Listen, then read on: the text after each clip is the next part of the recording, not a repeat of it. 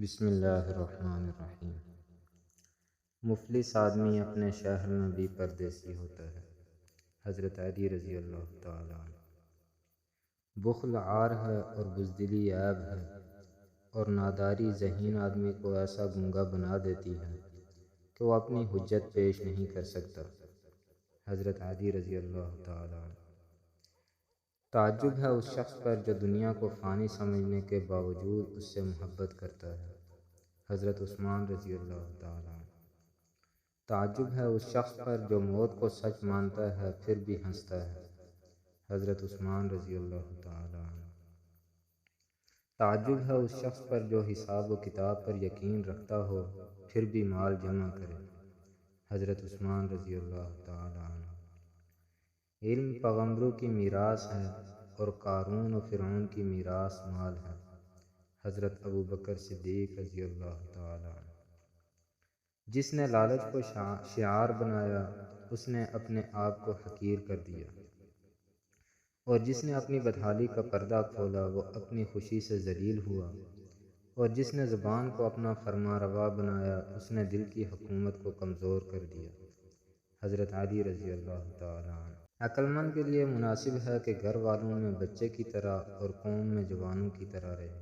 حضرت سلیمان علیہ السلام۔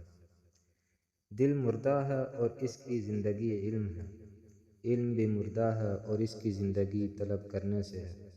حضرت ابوبکر صدیق رضی اللہ تعالی عنہ۔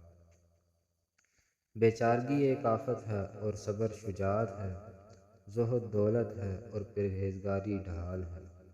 حضرت علی رضی اللہ تعالی عنہ۔ خواہشات کے پاؤں چادر سے باہر نکل جائیں تو پھر سکون نصیب نہیں ہوتا۔ جب گھریلو فیصلے کرنے کے لیے باہر کے بندے کی ضرورت پڑ جائے تو سمجھ لیں کہ آپ کا خاندان برباد ہو چکا ہے۔ ماں باپ کے ہاتھوں کو پکڑ کر رکھو، کسی کے پیروں کو پکڑنے کی ضرورت نہیں پڑے گی۔ انسان کا زوال اس وقت شروع ہوتا ہے جب وہ اپنے مخلص لوگوں کے ساتھ منافقت شروع کرتا ہے۔ اس سوکھی چڑی سے بدتر ہے وہ اولاد جو بڑھاپے میں ماں باپ کا سہارا نہ بن سکے۔ اگر تم عظمت کی بلندیوں کو چھونا چاہتے ہو تو اپنے دل میں انسانیت کے لیے نفرت کے بجائے محبت آباد کرو۔ مولانا جلال الدین رومی رحمۃ اللہ علیہ۔ جب اللہ تعالیٰ کسی کی رسوائی چاہتا ہے تو اس کو پاک لوگوں پر لعن طعن کرنے کی طرف مائل کرتا ہے۔ مولانا رومی رحمۃ اللہ علیہ۔ بے وقوفوں کے پاس دانائی کی بات مت کرو، تم ان پر ظلم کرو گے، اور جو دانائی کے اہل ہیں ان کو دانائی سے مت روکو ورنہ تم ان پر ظلم کرو گے، اور ظالم کا مقابلہ مت کرو ورنہ تمہاری فضیلت باطل ہو جائے گی۔ میری نصیحت قبول کرنے والا دل موت سے زیادہ کسی کو محبوب نہ رکھے۔ حضرت ابوبکر صدیق رضی اللہ تعالی عنہ۔ جس کے دل میں کسی انسان کے لیے نفرت ہے اور وہ کہتا ہے کہ مجھے خدا سے محبت ہے تو وہ جھوٹا اور مکار ہے، کیونکہ خدا کے بندوں سے محبت ہی خدا سے محبت ہے۔